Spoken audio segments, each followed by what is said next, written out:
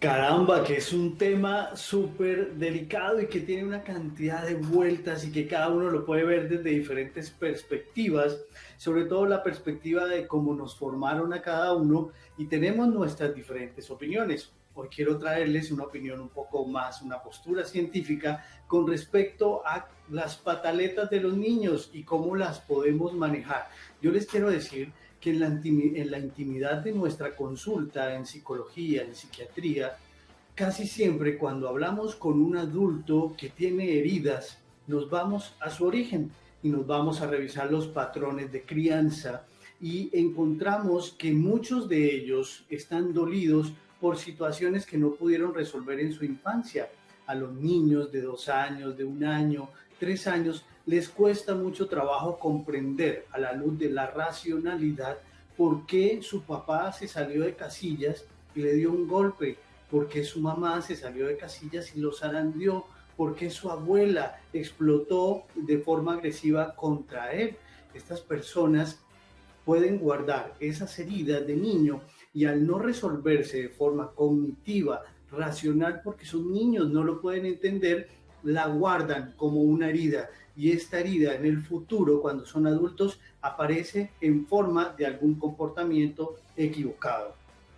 Las pataletas de los niños siempre se originan y siempre se van a presentar. Es muy raro el niño que no hace pataletas, pero las pataletas casi siempre los adultos consideran que son una herramienta de manipulación. Entonces, cuando un niño estalla en llanto a los 2 años en el centro comercial, de una forma inesperada, impredecible, el niño tenía en su cabeza tal vez un helado, tal vez la maquinita de dulces o algo, y no puede manejar esa emoción internamente porque el niño no está formado para manejar esas emociones y al no hacerlo estalla en llanto porque es la forma como aprendió desde el seno materno a llorar para pedir algo, a gritar para que le dieran comida, a gritar para que le cambiaran el pañal y lo va guardando en su memoria y luego lo va maximizando porque pataletas de pequeñitos son pequeñas, pataletas de más grandes son gigantes.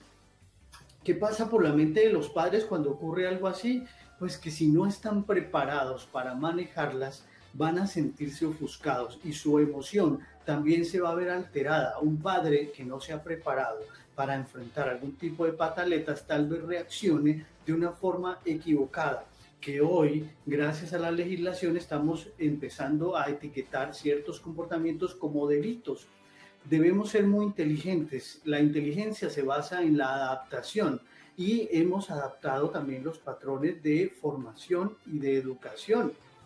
Aquel padre que cae en la agresión, podríamos decir que perdió las riendas, que perdió y superó ciertos límites y que no pudo controlarse y seguramente no tenía herramientas para controlar la situación del niño. ¿Qué podríamos hacer? ¿Qué pasa primero cuando un niño explota en llanto? Lo primero en la mente de los papás y las mamás y de los tíos, los abuelos, las abuelas, es ese niño no está manipulando. Un niño de 2 años no te está manipulando. Simplemente él quería algo y como no puede manejarlo emocionalmente, explota de una forma agresiva. Hay algunos niños que no solo se tiran en el piso a llorar y a gritar, sino que se le van a los papás y a los abuelos con golpes y los golpean y los golpean y entonces el papá cree que es que el niño está siendo agresivo. No, el niño simplemente tiene un comportamiento equivocado porque no controla su emoción. Algunos niños en la medida que van avanzando empiezan a construir algo que se llama obtener ganancia secundaria y esto pasa con niños de 4, 5, 6 años. Les quiero contar, alguna vez un sobrino mío que le encantaba, eso sí, que uno lo llevara a esos sitios famosos de comidas rápidas, porque siempre en la cajita feliz había un juguete. Y uno de adulto quiere decir, no, a ver, papi, no tienes que comer por el juguete, sino tienes que comer algo que nutricionalmente te aporte. El niño no entiende, él quiere el juguete. Y en una de esas idas pidió su juguete. Yo hice un compromiso. Le dije, entonces vamos a hacer lo siguiente, yo te compro lo que tú quieres, vas a tener el juguete, pero antes de tener el juguete, entonces tú vas a comerte lo que acabamos de comprar. Listo. Sí, sí, sí, tío, sí, claro, yo voy a hacer eso, sí, sí, sí, tío, porque ellos dicen que sí, porque así van a obtener el juguete. Cuando le llegó la comida y le llegó su juguete al lado y tenían que comerse su platico, y entonces pegó el primer mordisco. Tío, delicioso, sí, está delicioso. Y llegó al segundo mordisco. Tío, sí, muy delicioso. Y llegó al tercero y rompió en llanto. Hizo un show en ese establecimiento público, domingo, horario prime de comidas rápidas, y hizo el show. ¿Qué pasó al finalizar el show? Lo dejamos y ya no se había ganado el juguete. Salimos y le dimos el juguete a otra persona y a un niño de la calle. Este niño entró en un llanto, pero entendió un límite sin necesidad de agredirlo. Con este tema hay muchas cosas para hablar. Yo los invito a todos a que vengan y participemos acá, porque aquí hay mamás, aquí hay tíos, Marcelo, Aleja, Liz, bueno, todos los que quieran participar, Mile, Víctor. Y miren que hemos hablado varias cosas cuando hemos tocado el tema al inicio del programa. Algunos están de acuerdo con el castigo, otros están en desacuerdo, otros creen que no hay otra herramienta. Hay unas frases populares, por ejemplo, que dicen, castiga, ¿cómo es? Limita al niño para que no tengas que castigar al hombre. Pero miren que no siempre se presenta por esta razón. Y abro discusión. Ahí, por favor, láncese. Marcelo va de primero. Marcelo. Doc, vea, es que yo pienso con ese tema, ahora rato antes de salir a comerciales, yo dije algo muy específico. Yo estoy de acuerdo con que a los niños se les debe castigar a tiempo. Ojo, no maltratarlos, castigarlos, corregirlos a tiempo. En mi caso, a mí me dieron pelas, Doc, pelas duro. Incluso a mí me llegaron a pegar con ramales. No sé si ustedes saben qué son los ramales, que son como esas cuerditas de cuero que tienen al final los machetes. Eso se llamaba ramales en mi época, no sé si todavía. Y yo no quedé ni con rencor con mi abuelita, ni con rencor con mis papás, ni me volví una peste para la sociedad. Yo entendí que me estaban corrigiendo. Ahora, también he visto cómo maltratan a un niño innecesariamente, y eso es lo que no podemos permitir. Así que, Doc, ¿cuál es ese límite real? O sea, ¿cómo puede definir alguien el límite real entre un castigo y un maltrato? Marcelo, mira, el primer límite, yo sé que en tu caso, por ejemplo, y como en muchos de los casos nuestros, porque es que no somos jovencitos, no somos pollitos, ya tenemos nuestros años, nuestra experiencia, pero cuando uno recuerda la época nuestra, sabemos que nuestros padres tuvieron que recurrir a este tipo de agresiones, a un cuerito, a la correa, a muchas cosas, y todos tenemos algún recuerdo. Pero en ese contexto era diferente, habíamos aprendido otras cosas y no habíamos entendido que una agresión en épocas tempranas dejaba heridas a esos niños para su adultez. Puede que no ocurra nada, pero el solo hecho de recordar, Marcelo, yo te invito a las personas que están allí, recuerden alguna vez que su papá o su mamá les pegó, y recuerden, intenten recordar el estado emocional que los rodeó a ustedes en ese momento.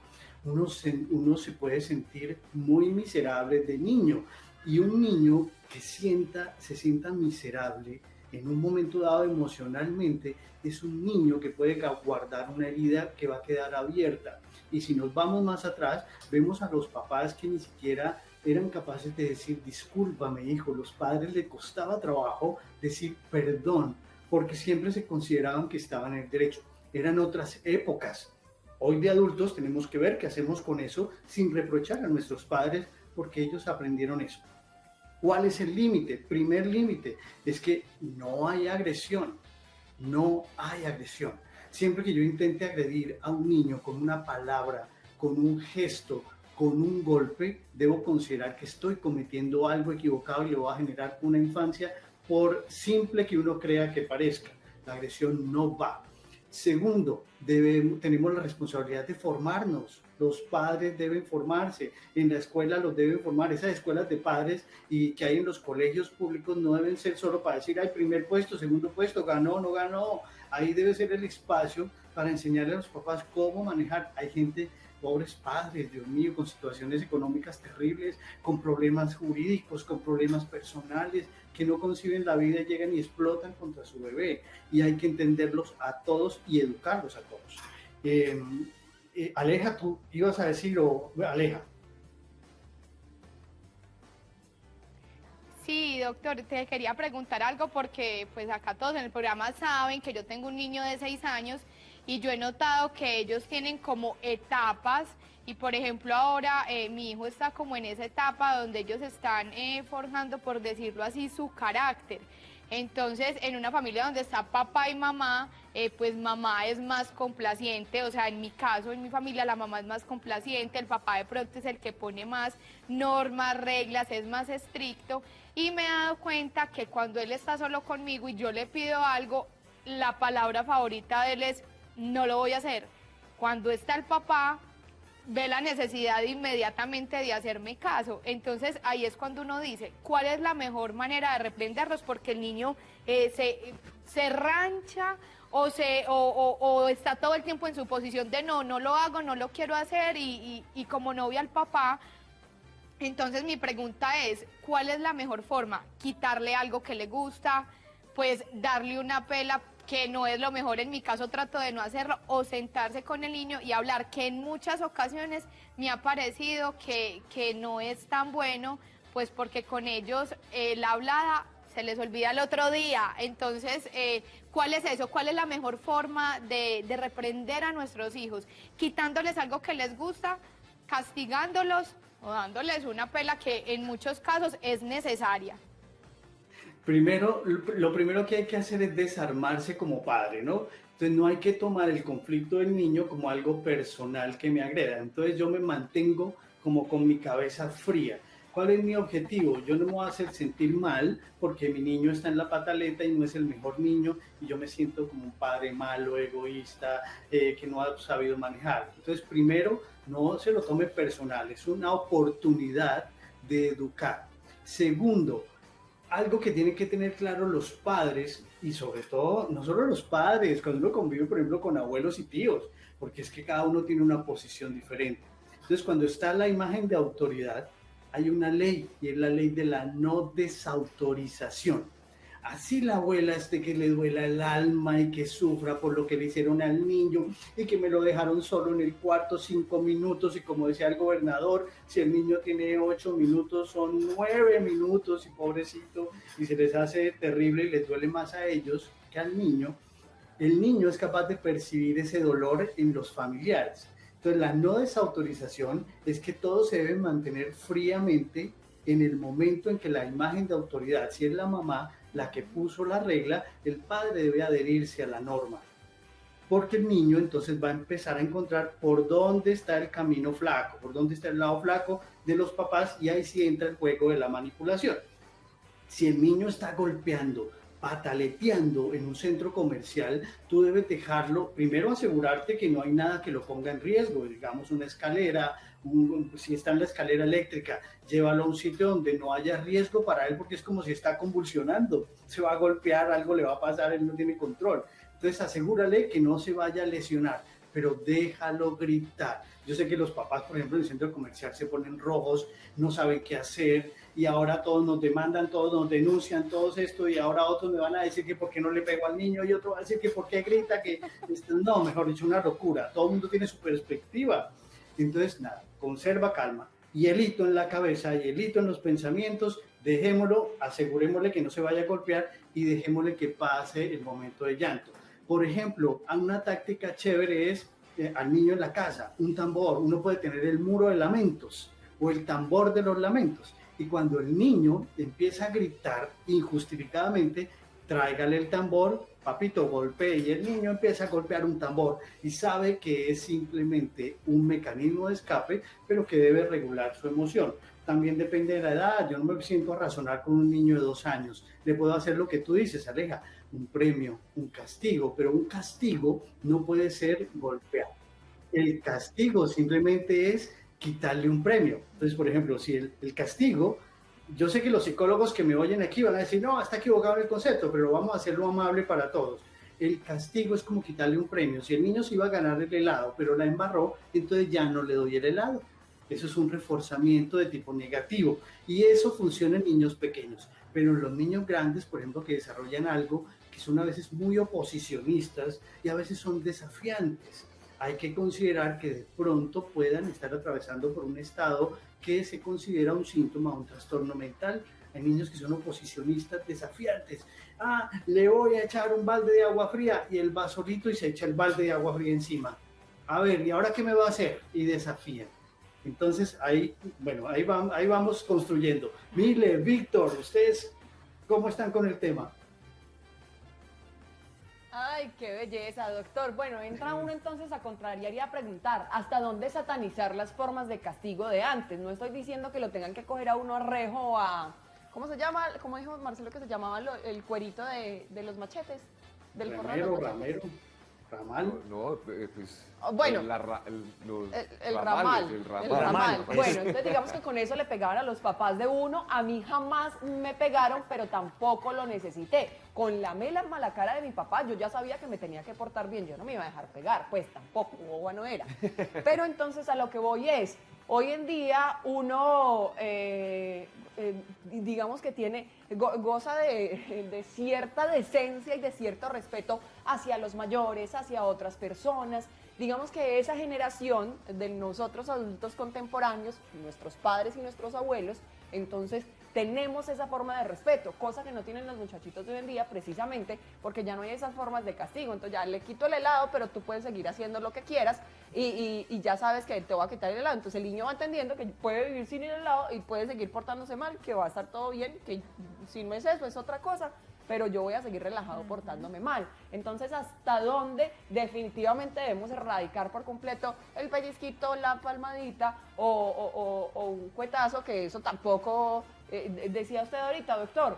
No, pues ¿cómo se sintió en ese momento? No, claro, rico no es, pero también lo ha dicho usted. Los niños de hoy en día que son tan desafiantes, me pegó, a ver, péguenme otra vez, y entonces salgo corriendo, y entonces me paro en la cama, y entonces a ver, ¿quién es el que me va a pegar?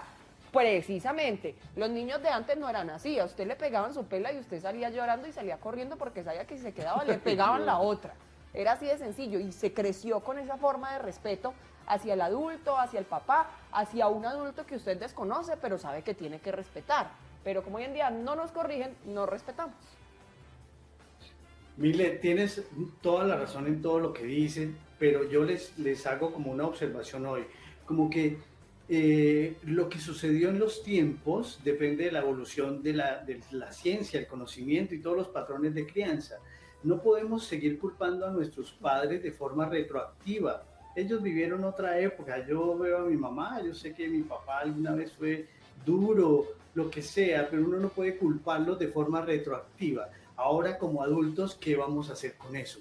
Entonces, si somos adultos y fuera de eso somos padres, vamos a educarnos, porque mire que el gobernador nos dio un ejemplo muy grande hoy, y es que él nos contó que fueron a un terapeuta y que ese terapeuta les ha dicho, hagan esto y les da algunas alternativas.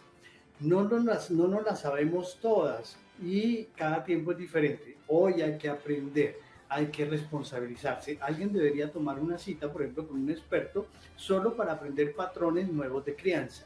Y definitivamente hoy algo que nos ayuda muchísimo en la salud emocional de los jóvenes de hoy en día es la ley.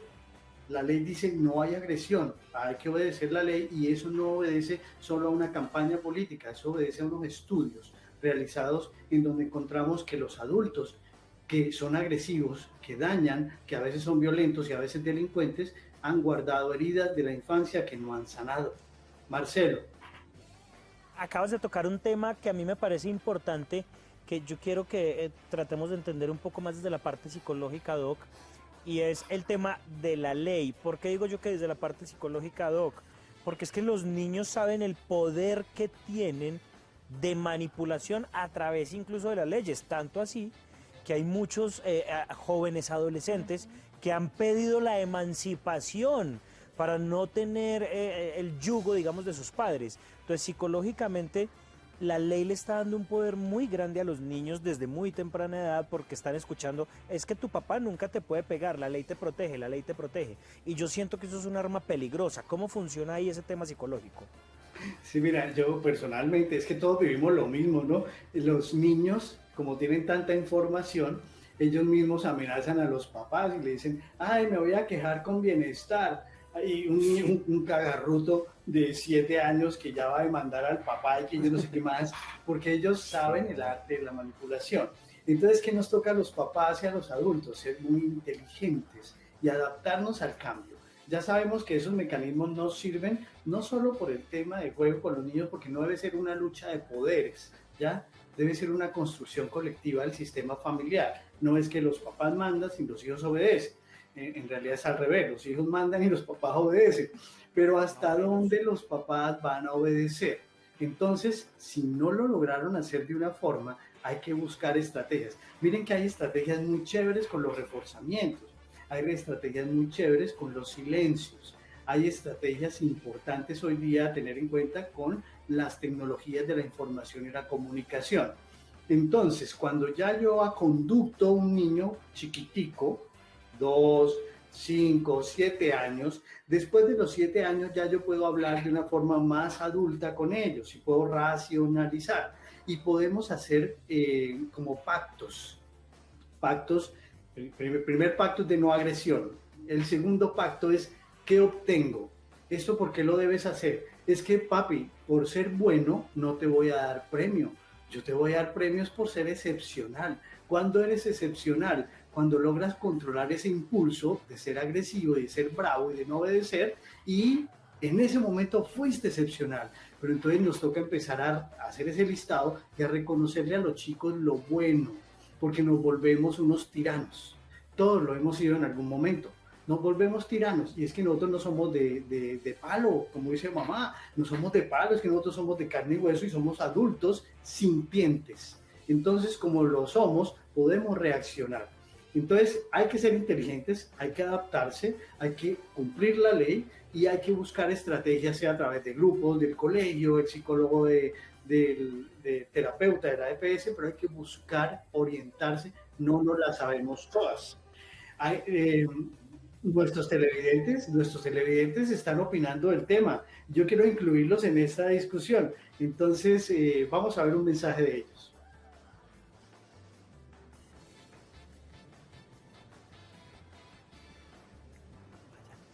Dice Sandra, un abrazo fuerte, Sandra. El tema de hoy sobre los niños me interesa mucho. Soy mamá y papá de 2 niños.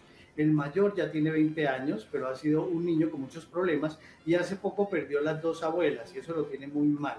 No es un niño ya, pero no sé cómo ayudarlo. De pronto un consejito del doctor Martín, pues a mí y a otro hijo nos tiene muy afectados por no saber cómo ayudarlo. Gracias por la atención. Estamos hablando de un hijo ya de 20 años, entonces podemos hablar de una persona que ya está en una etapa de adulto joven, pero que está en ese momento de transición, donde tiene todos los apegos desarrollados en la infancia y en un matriarcado, como es lo que acabo de entender en el mensaje, ¿no? Sí. La mamá, papá y 2 abuelas que ya no están con él. Entonces, me imagino cómo es este matriarcado de protección, de amor emocional, y él está en un momento donde ya se sale al mundo, ¿no? Se sale al mundo y adentro suyo pasan 1000 cosas y cruza por su mente y su emoción muchas cosas. Si este chico no expresa claramente lo que siente, aquí es él el único responsable de contarle a alguien todo lo que está sintiendo, todo lo que está pasando por su cabeza y no es de los que están alrededor, porque a veces los de alrededor sentimos cosas por el otro que de pronto no están pasando. Aquí siento que es tu posición personal y estás viendo cambios en este chico y cómo lo puedes ayudar. Lo primero que tienes que hacer es que no tomes el manejo tú misma sin antes hablar con un experto. Lo puedes hacer a través de medios gratuitos. Miren que ahorita hay varias plataformas, incluso donde puedes pedir consulta y te escuchan gratuitamente el caso específico. Hay que profundizar un poquito más en este chico y ojalá este joven debería poder hacerlo él directamente. Primero tú a ver cómo lo llevas y él hacerlo directamente para saber cómo manejar el apego que siente, el apego perdido y ese vínculo que se ha roto emocional y cómo construir nuevas conexiones emocionales. No lo puedes hacer solo, tienes que hacerlo con apoyo de expertos. Víctor, tú ibas a hablar también, discúlpame que no te había incluido.